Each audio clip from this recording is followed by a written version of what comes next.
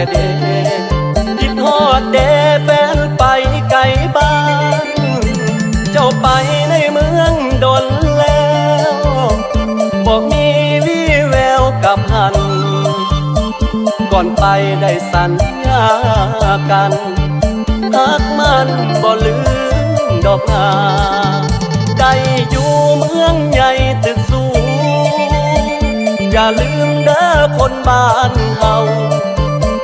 คนป่ากับยอดกระเดาพ่อแม่ของเจ้าจมหา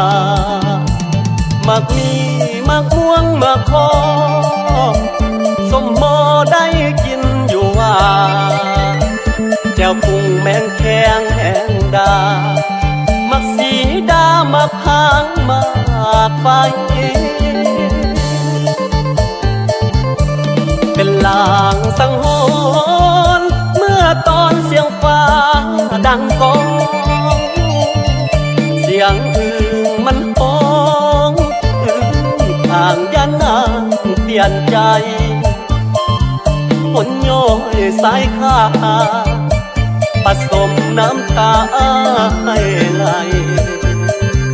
ฟ้าแมบย้ำใดหัวใจยิ่งคิดพอเจ้าได้ยินเสียงฟ้าห้องตึงประสานเสียงตึงหำพอคล้ายๆคือจังเสียงน้องห้องบอกสิคืนบ้านเก่าตึงห้องก้องทั่วท้องนายิ่งพาคิดทอดแฟนเก่าเป็นของเพิ่นแล้วบ่แฟนเฮาให้คอยเจ้าอยู่เด้อลา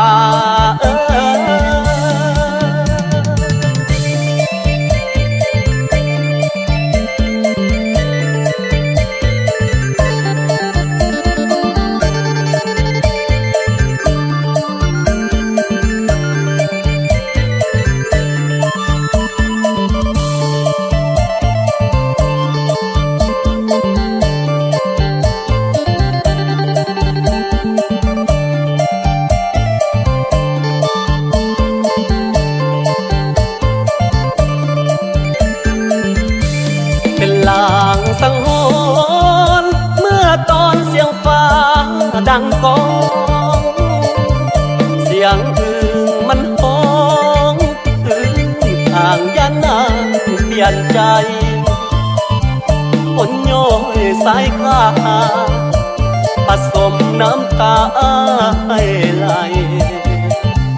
ฟ้าแมบย้ำใดหัวใจยิ่งคิดพอเจ้าได้ยินเสียงฟ้าห้องตึงประสานเสียงตึงหำพอคล้ายๆคือจังเสียงน้องห้องบอกสิคืนบ้านเก่าตึงห้องก้องทั่วท้องนายิ่งพาคิดทอดแฟนเก่า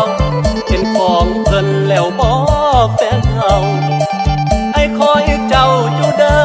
ล่ะเอ้ยเป็นของเพิ่นแล้วบ่